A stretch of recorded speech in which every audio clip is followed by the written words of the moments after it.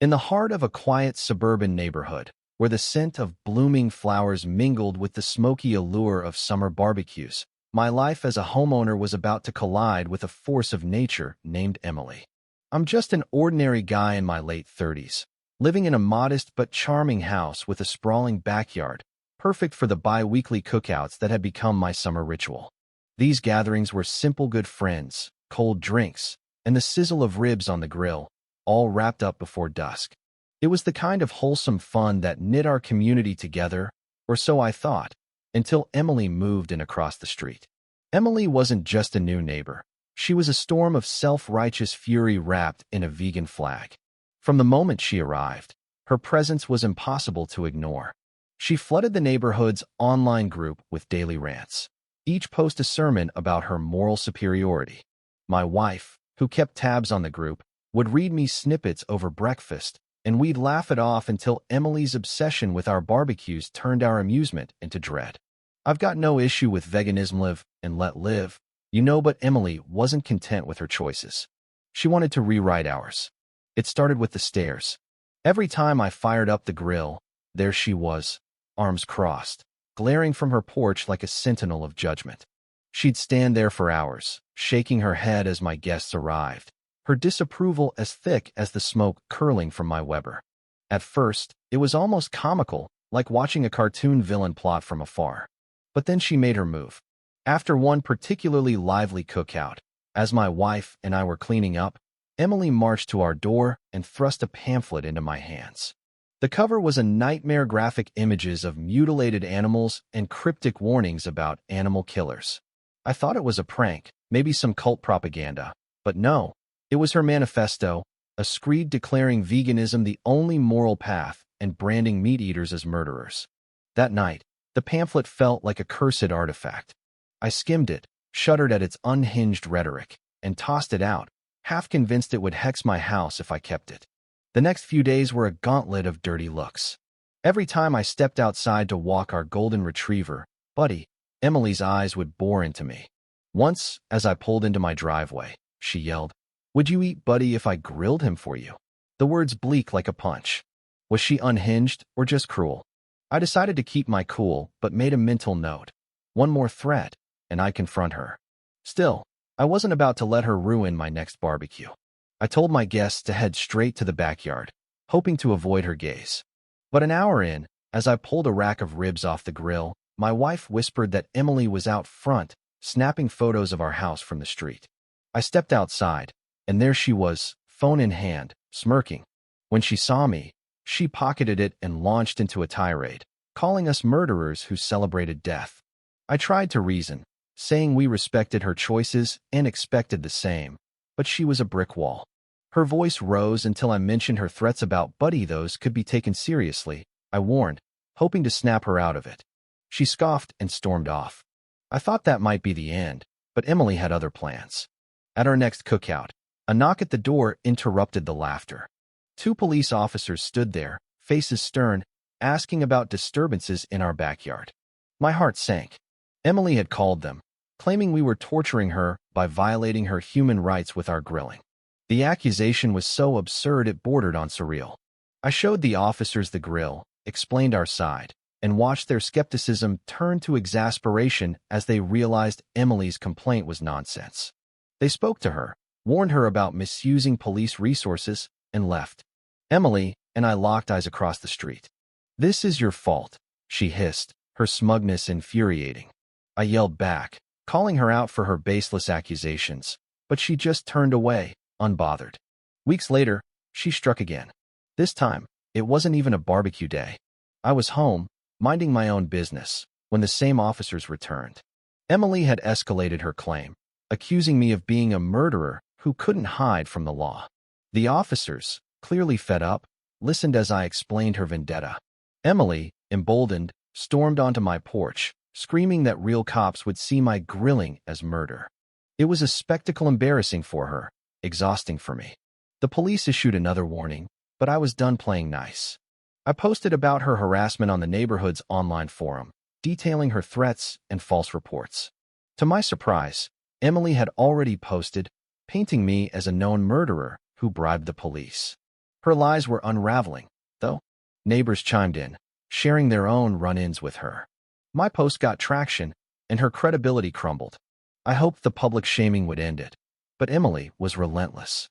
During a quiet family barbecue, a sudden cacophony of screams erupted from her yard, blasted through speakers loud enough to rattle windows. My kids were terrified, my wife furious. Emily chanted over the fence, "Stop the murder!" I ushered everyone inside, and when I pretended to toss out the food, the noise stopped. That was a tide had enough. After researching my options, I sent a cease and desist letter, citing her threats, noise disturbances, and harassment. I expected a fight, but Emily went quiet.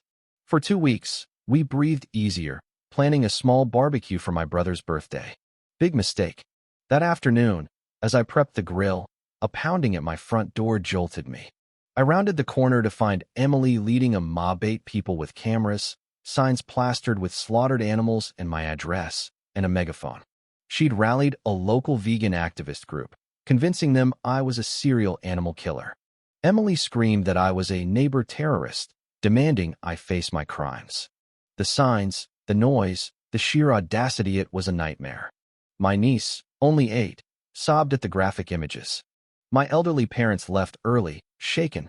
I called the police, but Emily's group stayed on the sidewalk, claiming peaceful protest. The same officers arrived, visibly annoyed, but could do little as long as the group stayed on public property. The protest dragged on for 3 hours, ruining the party. Then Emily crossed the line. As the crowd thinned, I caught my wife's panicked shout. Emily had jumped our fence. I looked out to see her pouring red liquid over my grill, screaming about cleansing the murder weapon while recording herself. She grabbed a crowbar, smashing the grill, posing for my camera like a deranged performer. I called 911 and kept recording. The police arrived as she tried to drag my $1,200 grill toward the fence. Officer Thompson, one of the familiar cops, didn't hesitate. "You've gone from protesting to crime," he said, cuffing her. Emily wailed, claiming I'd forced her to act by torturing animals. Her own phone, my security footage, and her remaining protesters' videos sealed her fate. 3 days later, a detective called with chilling news. Emily's phone revealed she'd been stalking multiple neighbors, compiling dossiers with maps, schedules, and even pet details. Her plans to neutralize meat eaters were so alarming that the FBI's domestic terrorism unit got involved.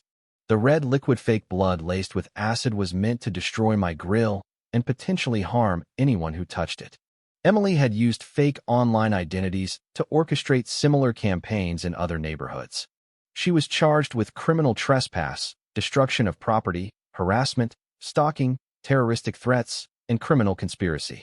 Her $50,000 bail went unpaid, her family distancing themselves.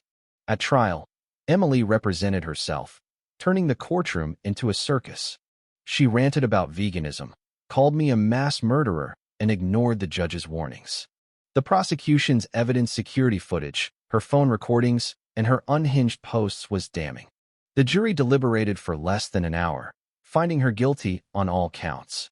The judge, unsparing, sentenced her to 18 months in prison, 3 years of probation, $8,500 in restitution, and a permanent restraining order.